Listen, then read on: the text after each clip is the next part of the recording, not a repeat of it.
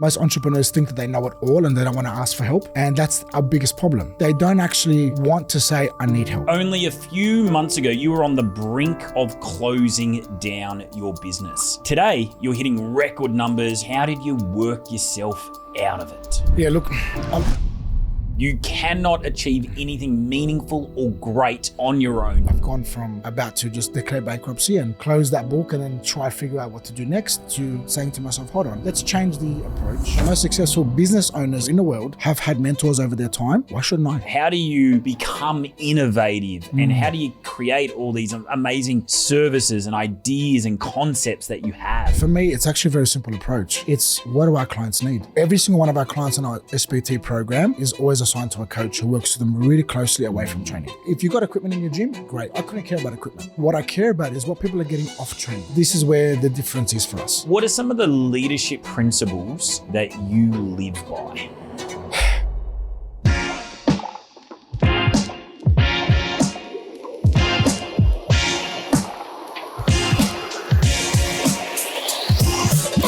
Welcome to another episode of Profit Made Simple. Today we have a very special guest, one of our incredible coaching clients, Mr. Anthony Kassis from Platinum Training Academy. Welcome to the show. Thank you for having me. I'm very excited to be here. Thank you, man. Mate, it's going to be a fantastic episode because I know you've got so much wisdom to share. And let's kick things off.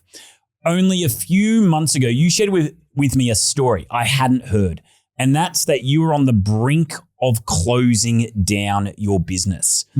Now, today, you're hitting record numbers. You're doing so many amazing things that we're going to get to in this episode. But take me back to that lowest point. First and foremost, how did you end up there? And then how did you start to work your way out of it and get yourself into the incredible position that you are today? Yeah, look, a lot of the times when we get into those positions, we kind of don't really understand how we got there. For me, it was a very, very difficult time because I had this plan in this new space I had moved into. And unfortunately, the plan wasn't able to be executed. A lot of the building wasn't working the way it was supposed to be working. And for a good 6 to 8 month period, I kept blaming.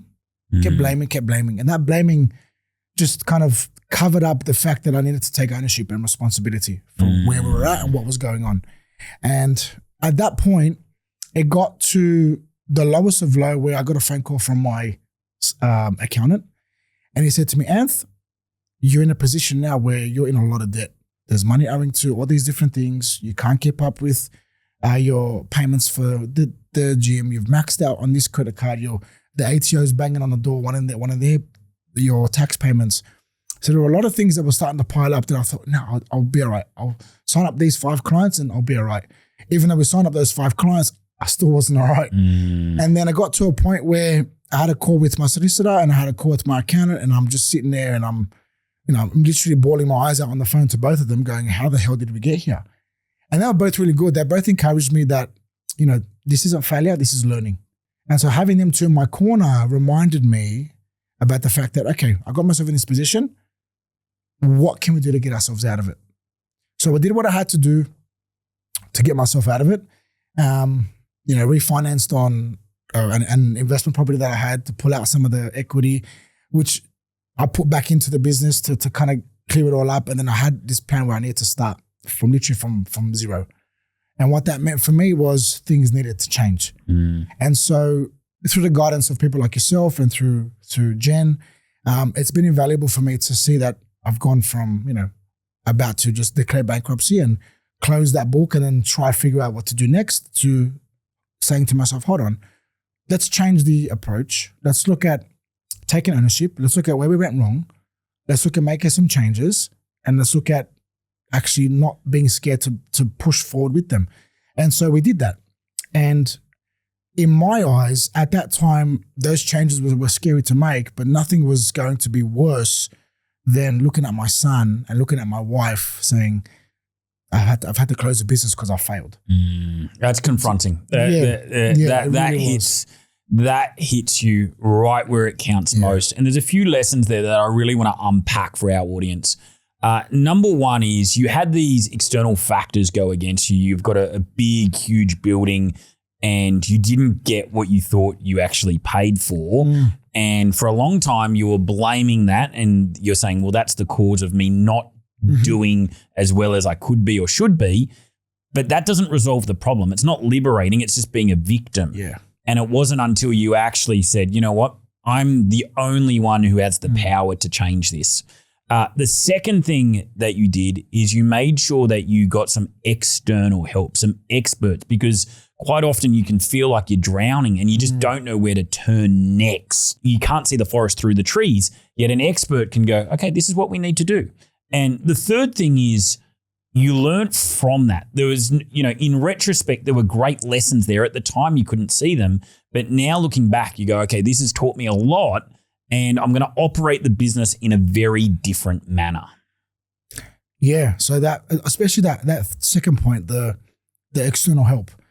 Throughout my entire life, I've always had coaches, whether it be for my boxing career, whether it be for my powerlifting career, whether it be for my business. One of the first people to ever believe in me, and I still train him to this day, was a high school teacher of mine. And he was the guy that really pushed me to look at myself differently and got me to look at what I could actually be able to achieve. And, from when I was in year 8, he'd say things to me like, you'll be a school captain. You got leadership qualities to you. And I never saw that about myself. And he made me believe in myself. And I always thank him for this. And I'm 34 years old now. And I always thank him for the fact that if it wasn't for him, and the impact he had on me, he helped me change the trajectory of my life tremendously. So I've always been open and wanting to have people in my corner that I know are going to support me and guide me and help me. So for me, leaning into my accountant was a no-brainer for me because they were the experts in these kinds of things. You can't do it on your own. You can't. And unless you're able to really have that honest conversation with yourself and drop the ego and say to yourself, I'm not Mr. Know-it-all. Yeah. Unfortunately, most entrepreneurs think that they know it all and they don't want to ask for help. And that's our biggest problem. This is why a lot of entrepreneurs, especially in our industry, fail because they don't actually want to say, I need help. They have this big objection to asking for help because some of them feel like they're not good enough if they ask for help or they're doing something wrong if they're asking for guidance. The opposite is true. You cannot achieve anything meaningful or great on your own. You need that external set of eyes. You need that accountability. You need that strategy. You need that insight. You need someone to help you see what you can't see. And I love that you didn't have the ego. You weren't arrogant about it at all, but you just went, hey, hat in hand, I need some help. They went and gave you that. And you wouldn't be in this seat on this podcast today if you didn't ask for that help. It's true. And the thing is, like, when we, as a PT, and I love my job, our clients come to us asking for help. That's right. Right? They drop the ego. They say, look, I can't do this on my own. I need you to help me. And so for me, I'm always saying to them, you're not the expert in what to do with your health and fitness. You're the expert in what you spent your time and your life getting good at. It's exactly the same concept when I look at myself versus, getting a coach or getting some kind of leadership expert to help me versus not. Right? If I see that the best athletes in the world or some of the most successful business owners in my industry or in the world have had mentors over their time, why shouldn't I? They've all had mentors. Yeah. Why shouldn't I if I want to actually get to that level? Yeah. Do you get what I mean? So for me, again, it was a no-brainer. And I'm very thankful that I did that. And I'm very thankful to those two people in my life, my solicitor, my accountant, even my dad, and all the mentors that I have that got me through that really difficult time. And really encouraged me to believe in myself, to make these changes, but to follow through with them as well.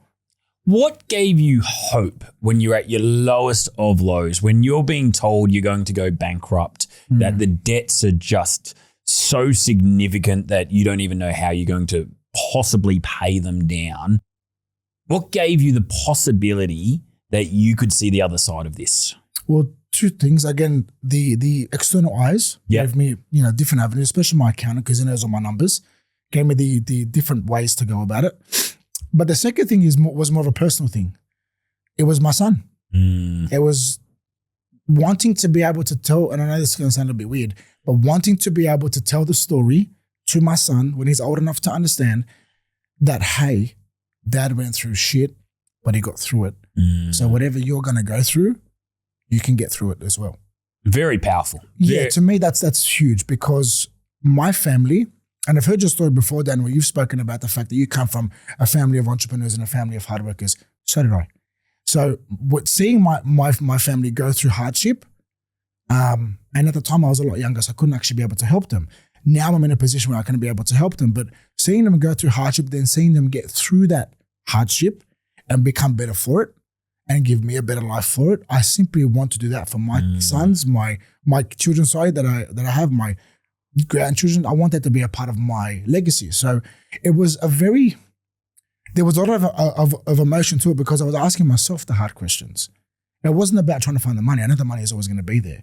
But for me, it was asking myself those hard questions because it was the inner work that needed to be done to get through that hardship. Not so much, where can I get the money from? It was more about, what do I need to do so I don't get back to this point again? Because you can easily put yourself out of the hole by putting money to cover it.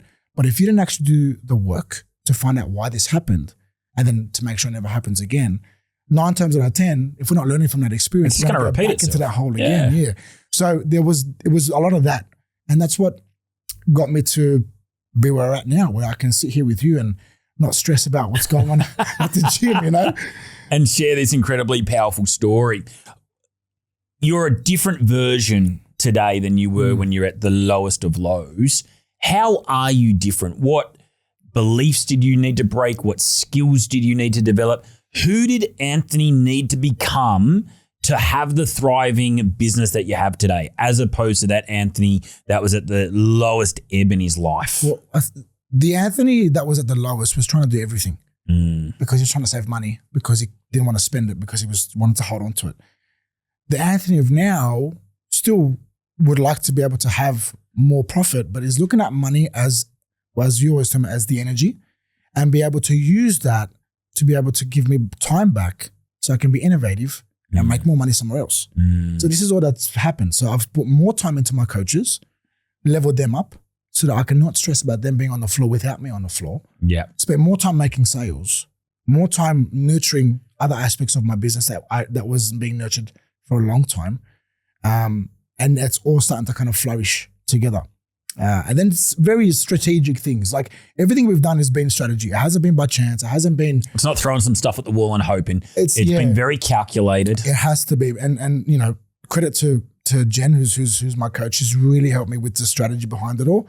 And then the last thing is just letting go of the fear. You know, the fear of judgment, the fear of what people are going to think about me, the fear of, he's just about making money.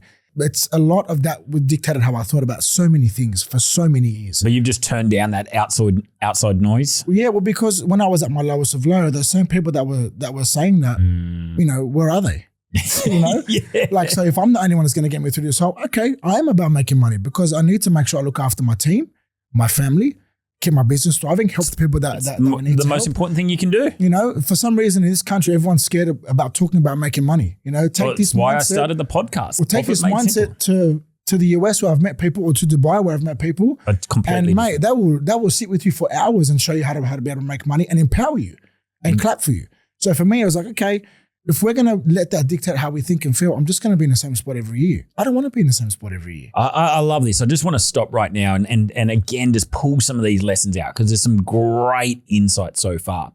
The first is it really was a mind shift or a shift in paradigm in terms of how you looked at money.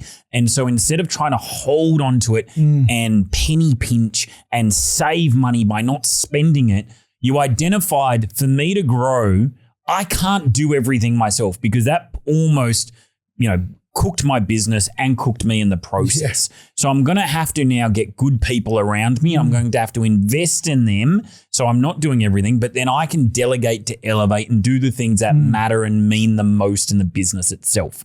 Love that. The second point is actually your relationship with money changed. Yeah. And it's not something that we need to be fearful of. It's not something that we need to be ashamed of, but rather through you having the ability to make more money, you can deliver a better product and service to your clients. You can invest in your coaches so they actually become world-class at what they do. You can give back to your family, and we're going to unpack some really cool stuff that you're doing with your family later on in the episode itself.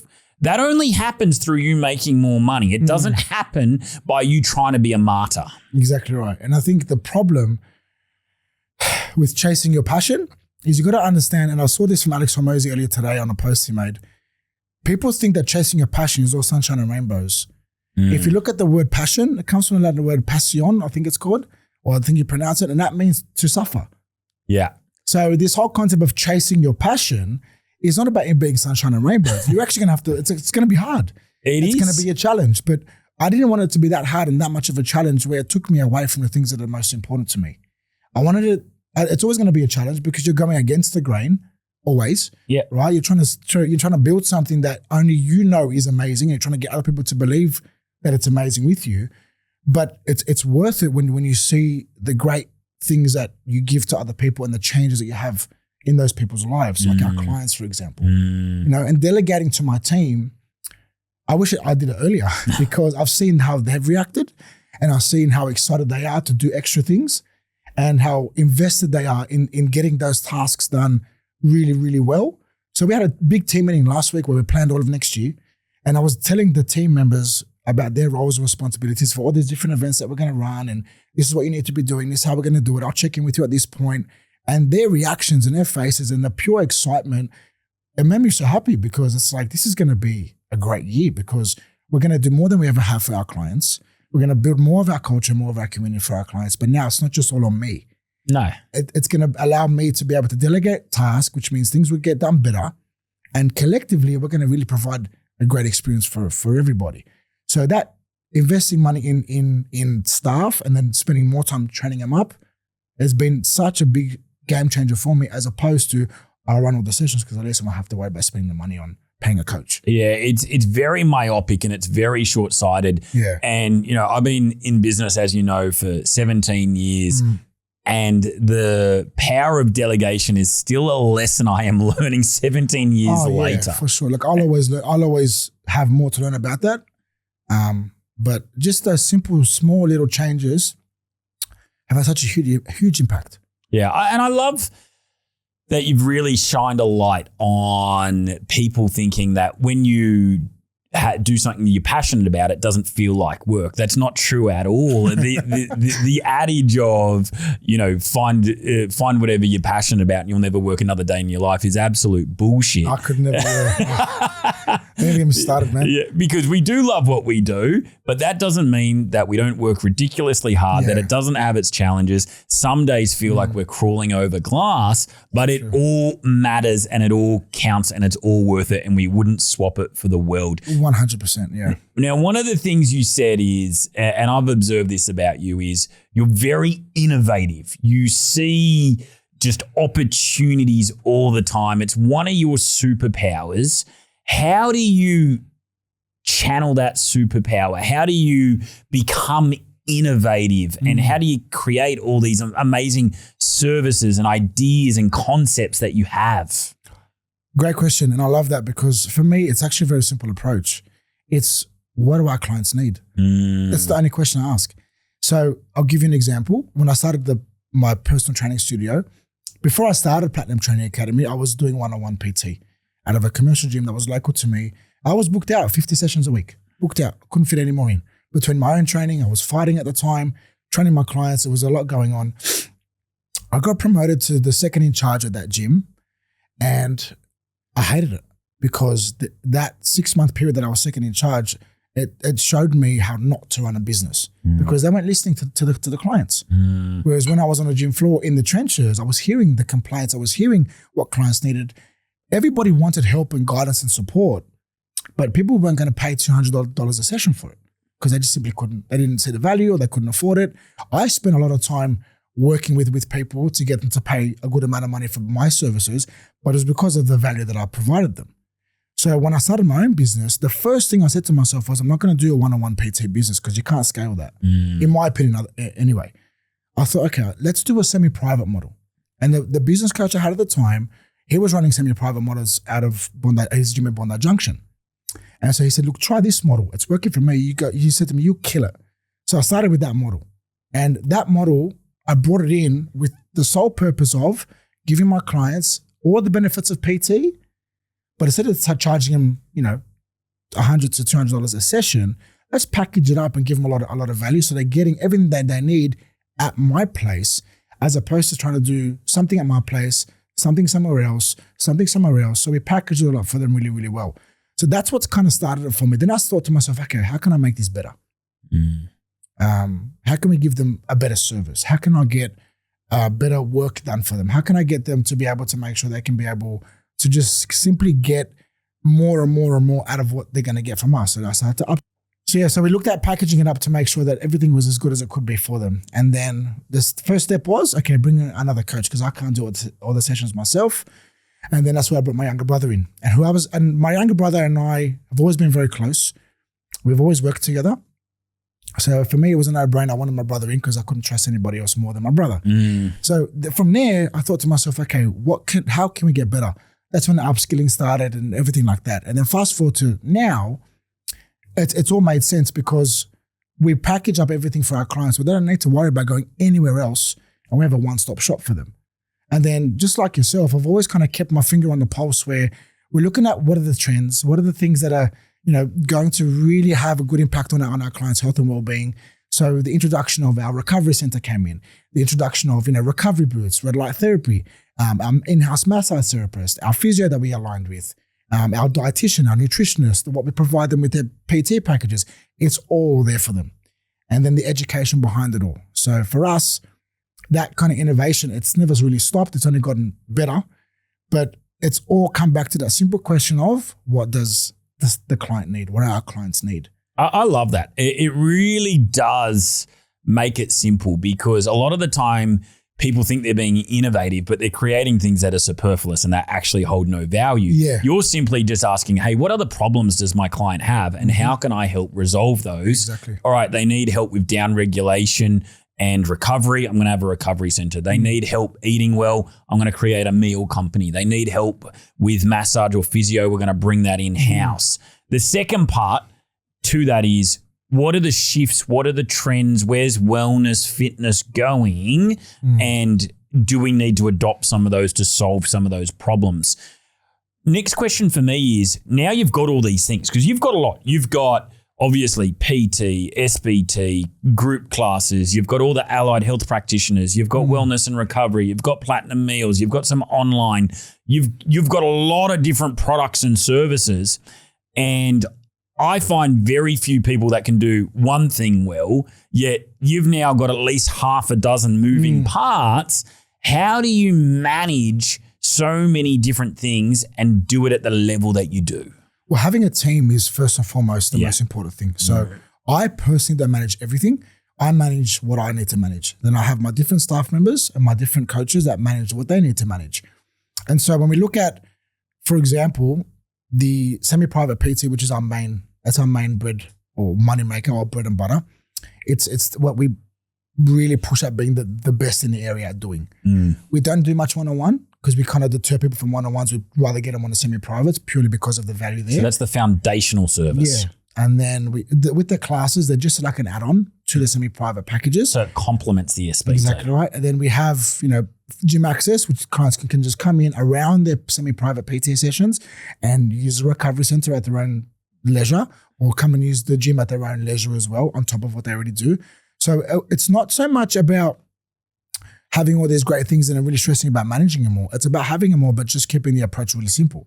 I love that. So what I mean? People sign up they don't really sign up for SBT. They sign up for a result. Yeah. And what they get is the SBT is the hero of that product.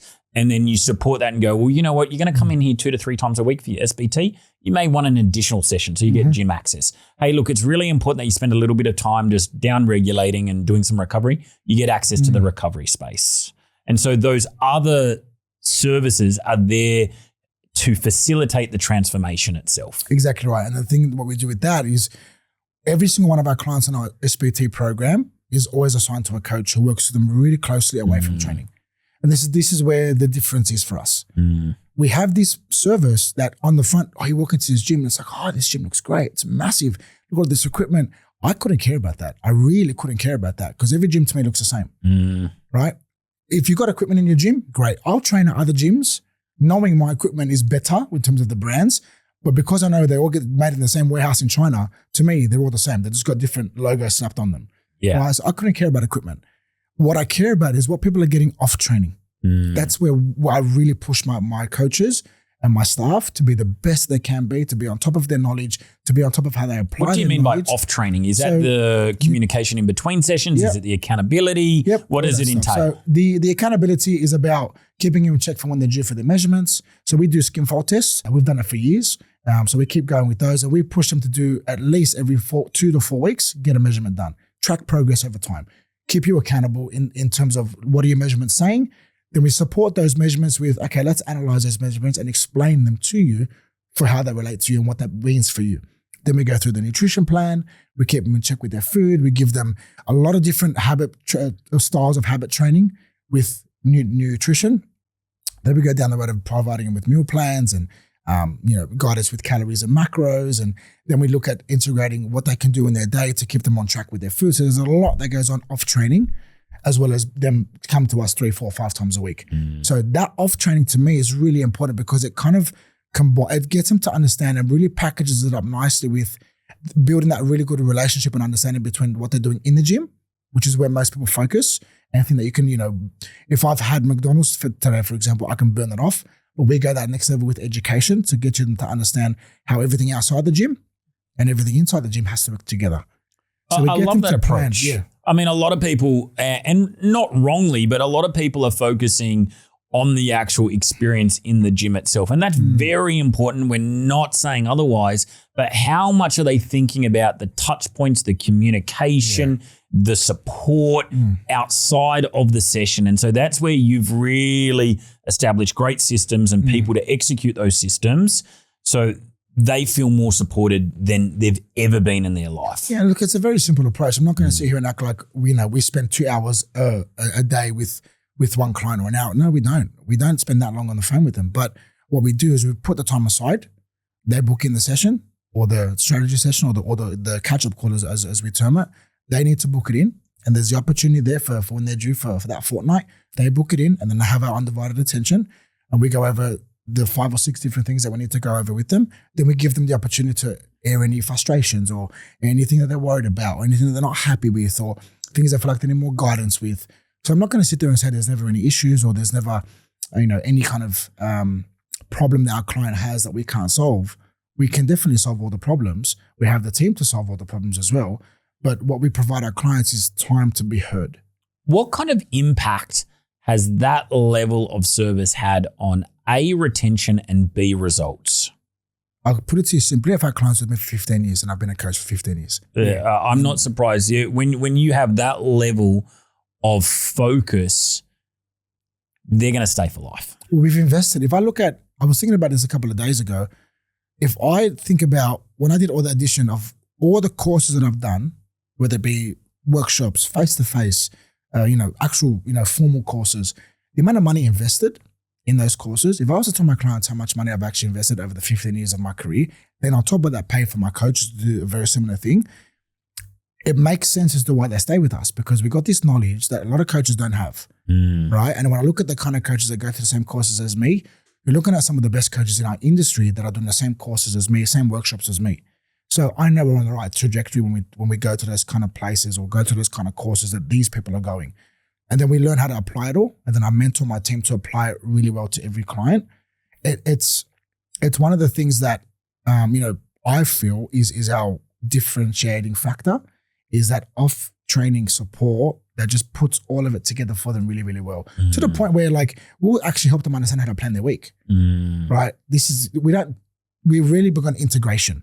We don't want people to feel like they have to not do what they like to do with their life or feel like they have to stress about trying to stop doing things that they used to do just to come to the gym. No, let's integrate it all. So we meet the client where they're at. So for example, a client can only come twice a week. I'm not going to stress them out by trying to come 4 to 5 times a week because studies show that 4 sessions a week gives you 50% more results, right? Okay, let's start with 2 times a week and let's build you up. But what are you doing on the days you're not at the gym? Can you go for a walk? Let's meet them where they're at. Yeah. So it's that support there that I really feel has been the game changer. And we've had clients lose a tremendous amount of body fat and body weight and transform their health and add years onto their life just by coming to us twice a week, but going for walks on the other days. But because we teach them and we integrate all that into their lifestyle, it's just been a great way to see these people transform their lives. And that's, at the essence of it all, at the real kind of root cause of why I decided to become a coach, it's results and feedback like that. that reminds me of why I started in the industry in the first place, you know? I love the model. It's a key USP, and I can understand why you've done so well and you continue to do so well. I want to talk about a newer addition to the business itself, and that is Platinum Meals. This is something that you're incredibly passionate about. Just a quick plug, I've tasted them many times. Absolutely love them. They're phenomenal. I feel like I'm sitting down in your mum's kitchen. I'm at the table with you having a home-cooked meal. They are superb. So again, where did the idea come for this, and why are you so passionate about it? Because when I hear you talk about Platinum Meals, I'm like, man, this guy is just on fire. He has so much belief in this, and how can you not want to support you? Thank you, man. Look, Platinum Meals started because of the fact that I was always a meal prep kind of guy. I just lacked the time. I didn't really want to go and cook food. I wanted to have some kind of variety with my eating on a daily and weekly basis, but I really didn't want to, have to Uber Eats all the time, or I didn't really want to spend time in the kitchen. So I started to go with meal prep companies, as we all do, because they were tracked with calories and macros and made it easy for me to stay on track with my nutrition. So I went to, I'm not going to name the name of the meal prep companies I've gone through, but I started with them. And then as time went on, I noticed things that I wasn't happy with, with flavor and smell and how my body felt and my stomach pains and all these things. And I got really frustrated. That, to put it plainly, I got really frustrated. And then when I looked at what was in them and how they were being cooked and all that kind of stuff, it just didn't sit with me. I've always been a kind of guy that has always been big on longevity. I don't care about, yes, we all want people to live longer, but there's one thing to live longer and there's one thing to live better, right? People are so proud about the fact that Australia has an aging population. We're living longer than we ever have. Look at the quality of life of a lot of people. It's not that good, right? We're big on longevity. So, and all the longevity doctors that I study from, we're all on the same page. Your nutrition plays a huge role with your longevity. So that sparked the idea for us starting our own meal prep company. And when I say us, I mean my brother and I. So I posed the idea to my brother. I said to my brother, let's do it together.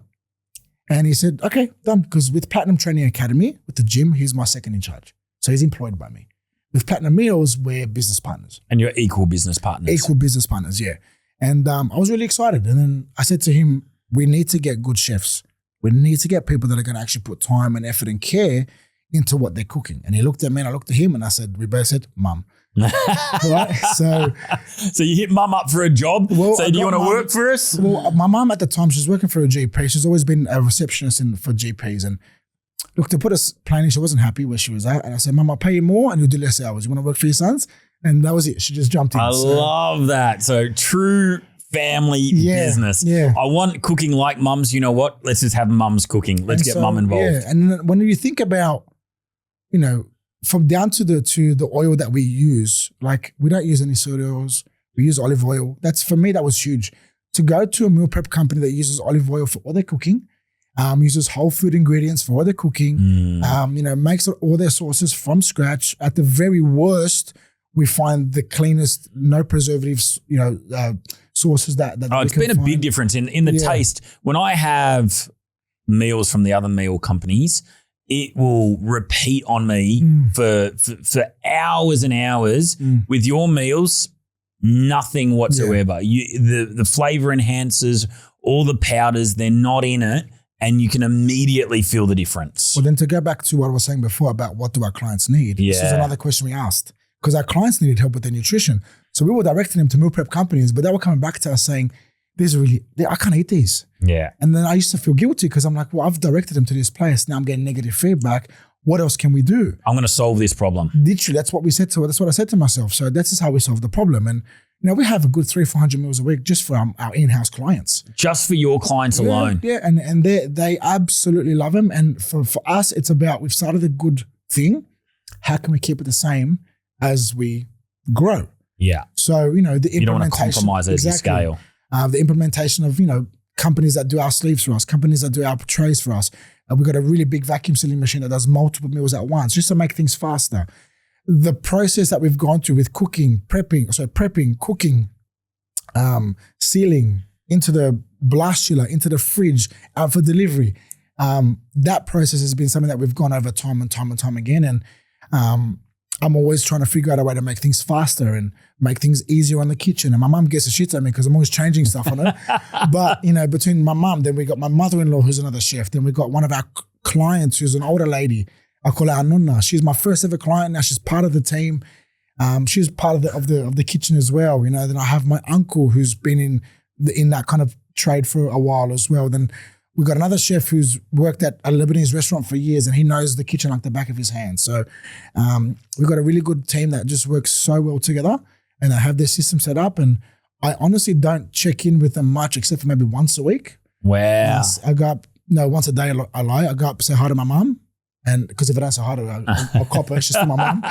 So I go up and say hi to my mum. How's everybody going? Is everything all right? Yep. If you need anything, just give me a call. And that's literally it. I just love it. Yeah. I love that you've solved another problem, but the fact that you've got your family involved, it's my your mum, your mother-in-law, that's beautiful. It's my favorite thing. And I could honestly, like, for me to be able to grow business, you need to have people that you trust.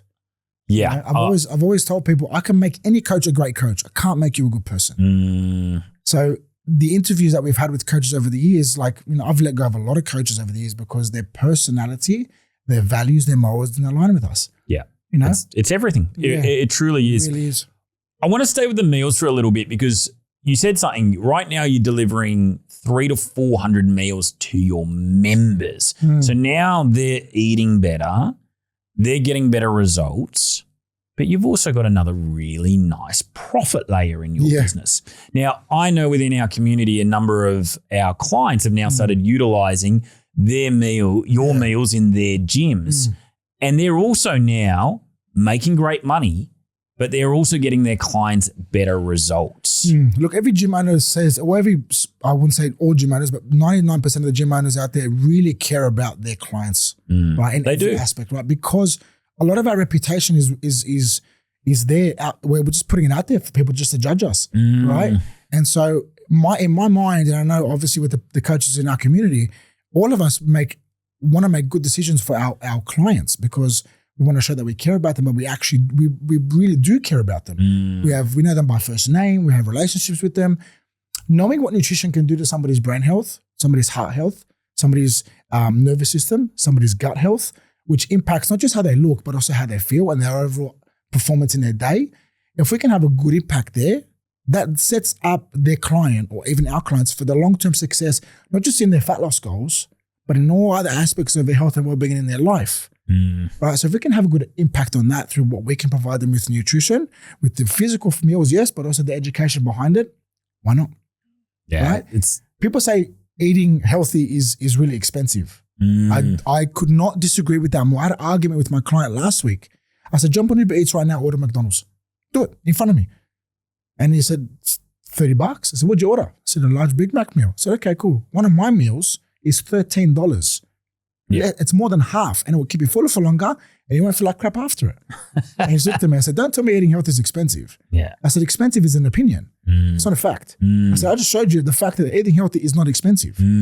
All right. So when we look at it from that lens as well, you can really make do with good meals, save some money, and be able to look after your health and well-being, and the results all in one go. Yeah, everybody wins. It's a no-brainer. Yeah. There's no downside whatsoever. At all, yeah. I want to go back to Platinum Training Academy. You're in an ultra competitive area, super competitive. There are gyms here, there, and everywhere. There's going to be listeners, viewers going, well, that sounds like my place. But yet you are growing month on month at just record levels. You're attracting new clients. You're keeping your existing clients for a really long period of time.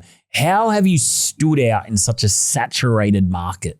Well, I said this ages ago on my Instagram story, and you even liked the story, which I remember. It was, instead of focusing on the fact that it's saturated, just break through the noise. Really understand who you're trying to talk to and what problems you're trying to solve, and just go double down, triple down, quadruple down on that, and really make that be your message and really be clear on that message. And it wasn't until I did that, and then I really kind of stuck to focusing on what goes on within my four walls and not stressing about the next gym down the road.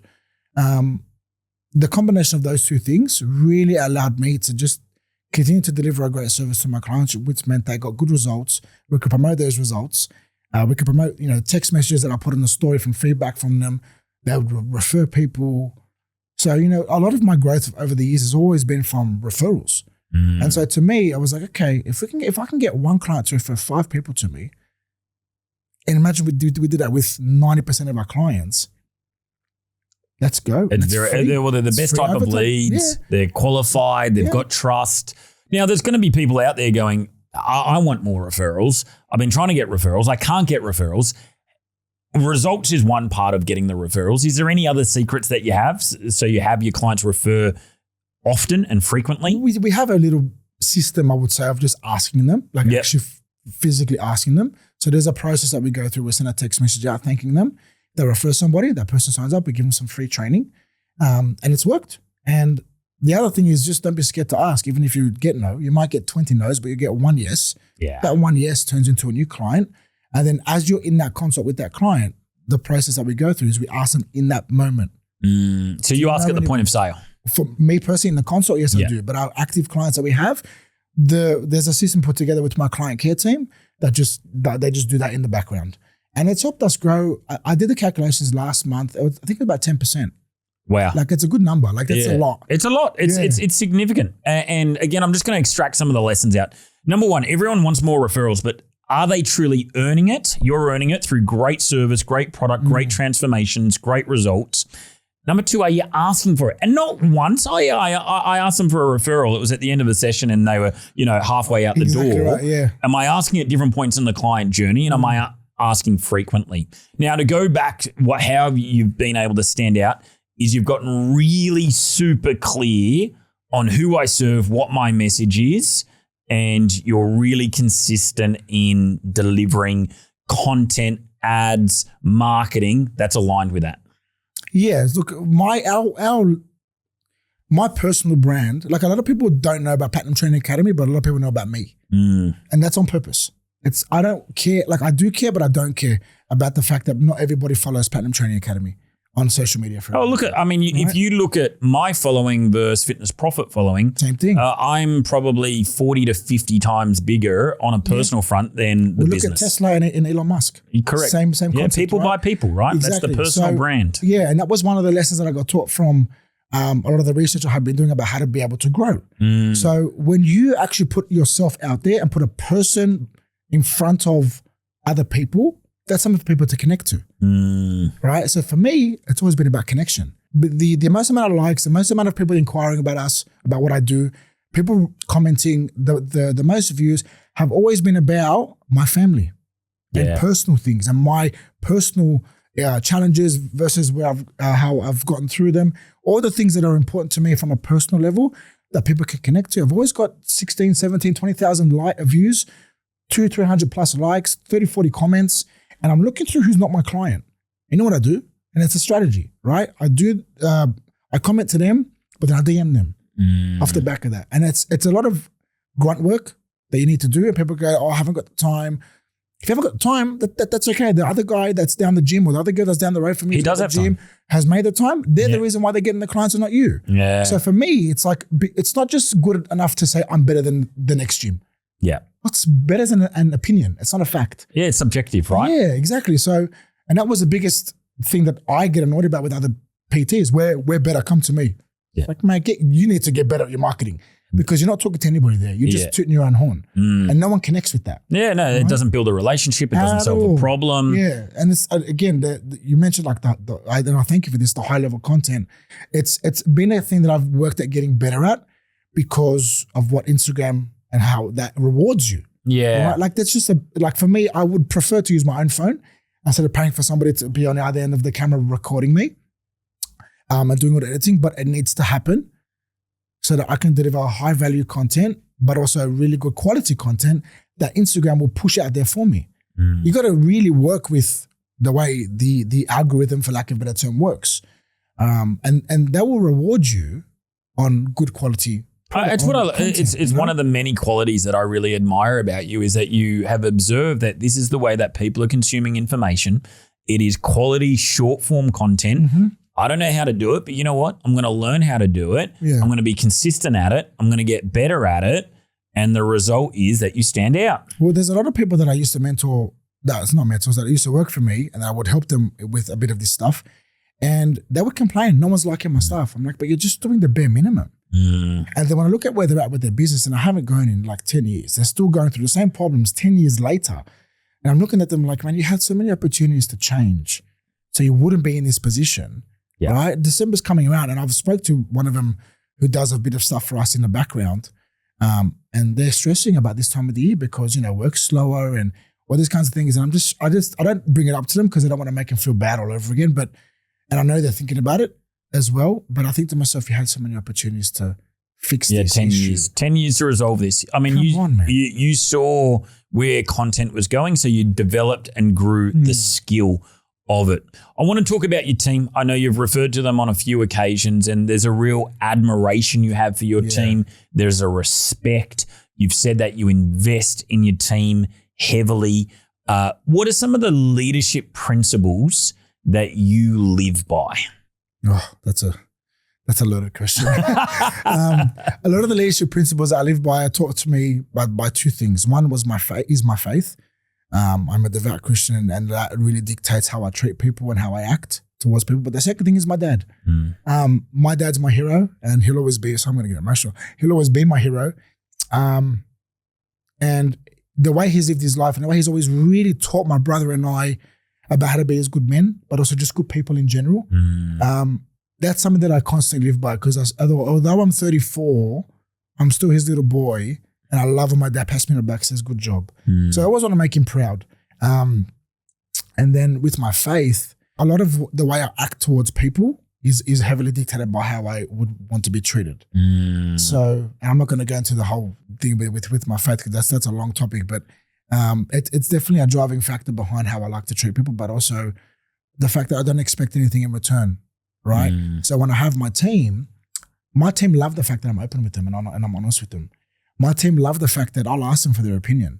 My team love the fact that, I want them involved with the decision making because they're a part of my community. Like, they're essentially helping me make money. Why wouldn't I involve them? I'm not better than them. I'm not above them just because I'm the owner. So for me, it's like getting them invested, but like here and here is always been a really important thing for me, because I am a people person. I am a community person. Every single aspect of my life that's been successful for me has been because I've been a part of a good community. And when I had the opportunity to start my own, I wanted to do it the way that I knew was going to be the right way. And the right way for me was bringing them in, but also letting them know that they're a part of this and they're valued.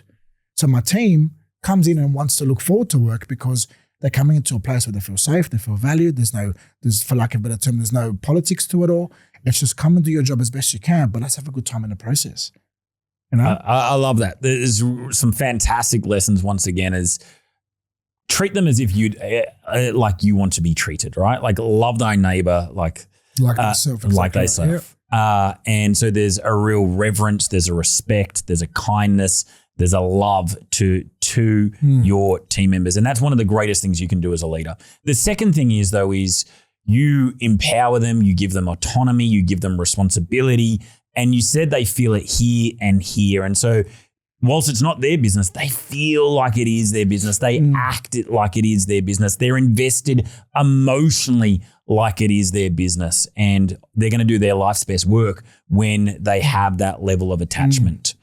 I've loved this conversation, Anthony. I feel like we could do multiple episodes, but we're going to land the plane pretty soon. And a question that I ask all of our guests is, what is the best piece of advice you have ever been given or received?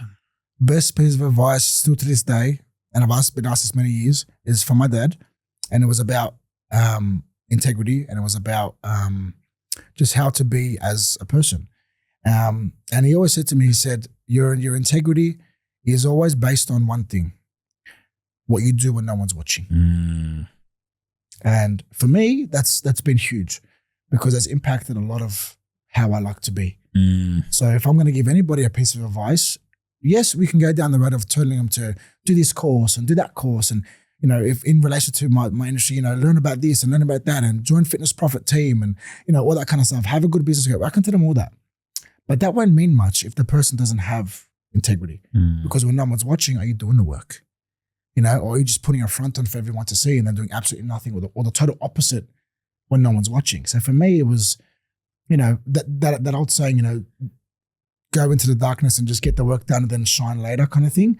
For me, it was just about, if I'm going to say I'm a certain way, I'm always going to be that way, regardless of whether I'm in the spotlight getting applause for it, or whether I'm in the office with the door closed and no one's watching me.